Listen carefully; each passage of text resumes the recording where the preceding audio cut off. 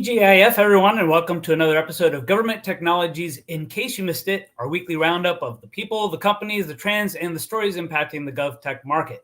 Don't touch that dial. Do computers even have dials these days? I know what you're thinking. That's not Joe. And despite the fancy virtual background, that's not Dustin either. But not to worry, you have come to the right place. My name is Mark Androvich. I am Chief of Staff here at eRepublic to both Dustin Heiser and Joe Morris. They are unavailable, unfortunately, this week. So I've been given the distinct pleasure, the opportunity to step up and chat with our guest this week. So if you're a Star Trek fan, this is kind of like one of those episodes where the captain and the first officer beam down to another planet and they leave some lower ranking officer in charge of the ship. Well, that's me. I have the con now. And my only goal is to not crash the ship while Dustin and Joe are away. So fingers crossed. Without further ado, I'd like to bring on this week's guest. It's Anthony Jamison, who is the co-founder and CEO of CivStart's, a nonprofit innovation hub with a mission to build an honest and inclusive ecosystem of solutions to help local government leaders better serve their communities. So, Anthony, welcome. Hey, Mark, and I think I would have rather you been a Star Wars fan than a Trekkie, but I forgive you. Well, yesterday was May the 4th. It would have been great if we had this episode on yesterday. Definitely would have dressed up, but I got both, so it's all right. Yeah. Now, I've had the privilege of working with you for the past year, obviously, but for those of our audience who might not know who you are, can you please give them a little bit of your background and kind of talk about the journey that led you to form CivStart? Yeah, that's a good question. And I mean, if I had more than 30 minutes, I can give you the full background. But I'll give an abbreviated version of why we created CivStart, and that plays into my background. So after years of working within the local government innovation space, I worked for the National Association of Counties for about a decade. My co-founders have worked in different places within local government. One thing that we noticed and we saw is that we were working with all these young companies, and we were working with these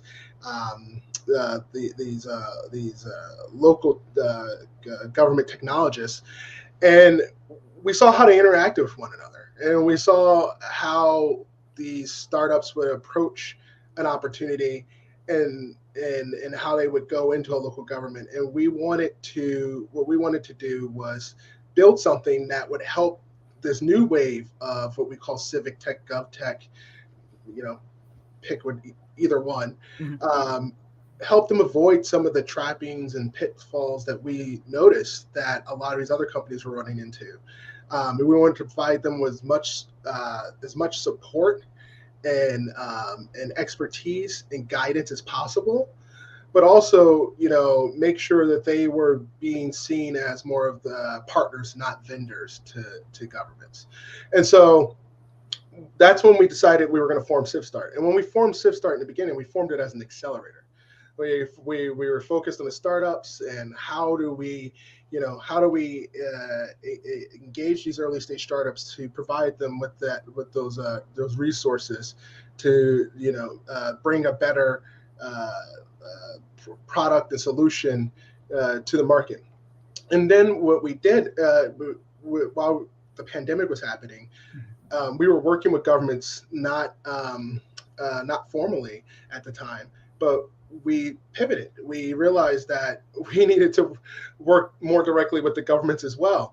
And so, and we decided that we need to serve the entire ecosystem, not just the startups, but bring all the different stakeholders together. And so that's when we decided to move more into an innovation hub. And so what we look at is that startups are one customers, governments are our main customers, right? So we come in, and everything we do for government leaders and communities is we don't charge governments for any of the work that we do. We come in, if they're asking us to help them with certain challenges or opportunities they're going to be having, or if they would like for us to, help educate them on ways how to be better buyers of innovative startup technologies. Sometimes they'll come to us and ask us to help host events around certain topics and issue areas for them. Like we're planning a couple roundtables later this year with a couple governments. So what we've been doing is expanding that ecosystem by bringing in, again, not just the startups, not just the governments, but now we're also, bringing in all the investors, bringing all the bigger companies to the table, the lobbyists,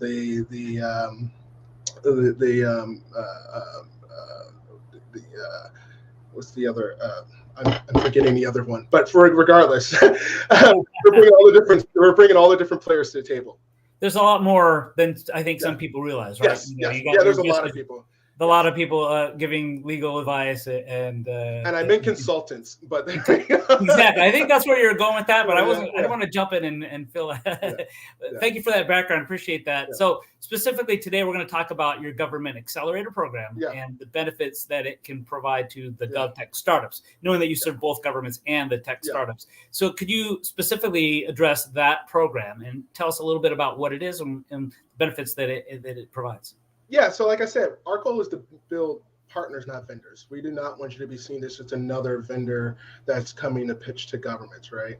So we are preparing you to be those partners with those local communities. What does that mean? That means more than just having a good product, but understanding how local governments work, what these leaders and these communities, like what are those opportunities and constraints they're running into. This, to us, that's how you build long-term relationships between the governments and startups. And so the way we actually go about selecting startups for our program is our applicants are reviewed by local government experts. Our accelerator program is designed to meet the top challenges of local governments, which is why we have on our selection committee is made up of local government experts, which include current and former officials. So everyone that applies, they're going to be seen by they're going to go past some government eyes before they if they're going to be accepted into our program. So when it comes to what we're like, we believe, regardless of where you are within your life cycle, that all these different GovTech companies have a lot to learn within the space, right? And so that's like understanding the RFP process or how best to price your product to when you're working with governments, or the best personas to go after in government. You don't understand how many times we run into some companies that don't even know like their target individuals or people within governments. They're just trying to boil the ocean, right? Totally. And so understanding like those things are some of the things that we help with, but also just, again, I come back to like our ecosystem. It's a lot of startups want to apply to our program, not only for the education, not only for the mentorships. We have a very extensive mentor network that we, if you need help with sales, if you need help with PR and marketing, if you need, legal, you name it. We have all these different mentors they can be current and former government. They can be sales leaders at bigger organizations. They can be consultants. They can be lobbyists. They can be investors, you name it. They're in our network and they're willing to help you. They're willing to help you with whatever issues you may be having or challenges or opportunities you want to explore. But we want to make sure that you're tied into our larger network where we have all of these different, again, stakeholders where you can connect with them. You can build those long-term relationships and, get some wins, get some contracts, raise some capital. It all depends on what you're trying to do currently in that stage. So we have startups that are early stage that are might be pre-seed, and we usually go, I would say, up to like Series A, but we will have startups that are outliers. We have some startups that are much bigger. Our biggest startup from our first cohort, like they closed their Series D, right? That's an extreme outlier. Right. But then we might have some startups that might be even earlier, right? If that's something that the governments have identified that they need in the market, that they would like to see supported and nurtured and help scale nationally, then that is what we would bring into the program. Thanks for kind of delving into that, because I think maybe some of the people watching this are thinking about the program might think that the whole goal of it might be getting acquired or obtaining funding, but it sounds like there's a lot of other measurements for success there, and there's other things that you're offering to the participants. Yeah, I mean, the measurements of success, I would say, all depend on where you are as a company. Now, I would say there's like three core measurements we look at. But there is, if you're looking at M&A opportunities, if you're looking at you're raising capital, right? We have a long list of investors that we can tap into for our cohort participants. But then it also is like, how are you doing in terms of interacting with governments? If that's doing pilots, if that's closing contracts, if that's, some startups are not ready to even close contracts. Maybe they're more like, hey, we want to come in and we're trying to, put together, we'll have some that are like, hey, we're trying to put together a group of governments that will, be advocates or sign on to be, those case studies, those pilots down the road, but we're not ready to sell to them, right? We can create those interactions because of the nature of our community and how governments in our community want to interact with these early stage startups. You mentioned like a Series D as the outlier. Are there or some examples of maybe some prior cohort companies and some of the work they are doing or have done? I mean, I can jump in. You want to play favorites. You don't want to maybe. I mean, like I'll keep me out of trouble, and so I'm not playing favorites. Exactly. I'll just use a couple examples from like our most recent cohort. We have a company called Beam, which I'm excited for all the companies we have in our program, and I'm excited about this company Beam. They started off more in higher ed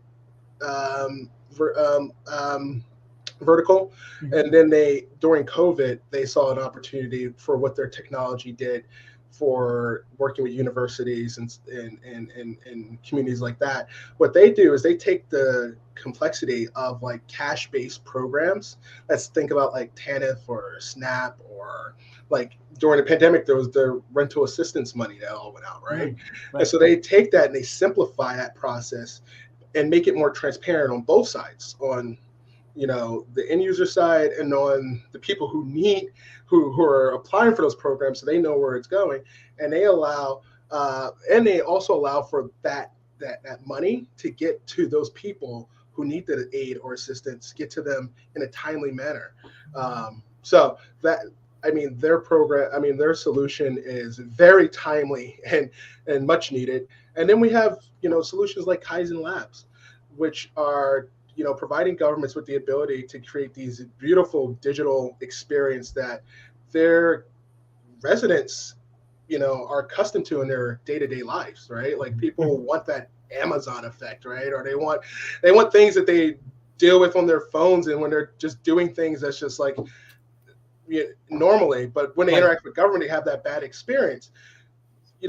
Kaizen is allowing people to come in and say like, hey, if you're trying to secure permits for, you're hosting a party in a park, or you're an event at a park, or you're submitting maintenance requests, or you are incident reports, like they simplify that experience and make it easy for all people. So it's equitable as well, make it easy for everyone to access this and navigate it through it without having to like jump through a bunch of different web pages and jargon and you name it. So those are two examples, but we have many more companies that I can get into, of course.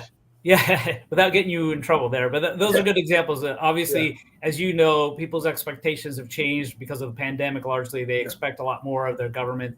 They like it to be the similar experience that they have, dealing with the private sector, like you said. So let's get down to the nuts and bolts of it. What is the actual application process like for becoming a cohort member if somebody is interested? Yeah, so the application's open now. You have to go to CivStart.org CivStart's.org/accelerator. Thank you. I see that right there. So that's the site you want to, the page you want to go to. Mhm. It's open until May 31st. Okay. So what I would say to startups that apply, this is not, you do not have to be a GovTech company per se to apply to our program. We've had and you guys know this well, one of the most successful companies that applied to our program in our first cohort was not selling to government. They were selling to retail stores and arenas, and there was, Y-line, right? They were not selling to government. Yep. And now they're being implemented in airports all across the world, right? I see clear. I see them. Yeah, You see them all. yeah, Exactly. yeah.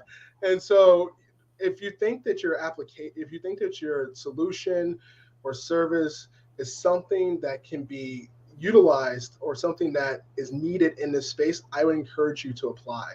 We're looking for, we're looking to provide, you all with mentors, access to our network, intel, and help you hopefully gain some wins over this, your participation within a program. And one thing I forgot to say is that our program is a 2-year program. So it's not crazy intensive. So I don't want to scare people off, but it is we do believe in that we have to provide resources and services to you at least for that long, so that you'll understand, like, the sales cycle within government is not a short sales cycle. And I'm just going to be honest, it's not a short sales cycle. Right. It doesn't take 2 years long, but that can be an extreme, right? There could be cases where it might take that long. But our goal is to make sure that you have as much support as possible to focus on delivering that service to your government customers. And then what I would say for governments, we're looking for governments, for investors, for anyone else that's within this space, right? We're looking for anyone that wants to be a coach or a mentor or want to be a part of our larger network in general. If you're interested, let us know. You can come to our website, and in governments in particular, I would say go to the CivStart.org /govs, and you'll find some of the programming that we do for you all. We have a couple of unique initiatives that we're a part of that we would love to have you, if you're interested, just let us know. But yeah.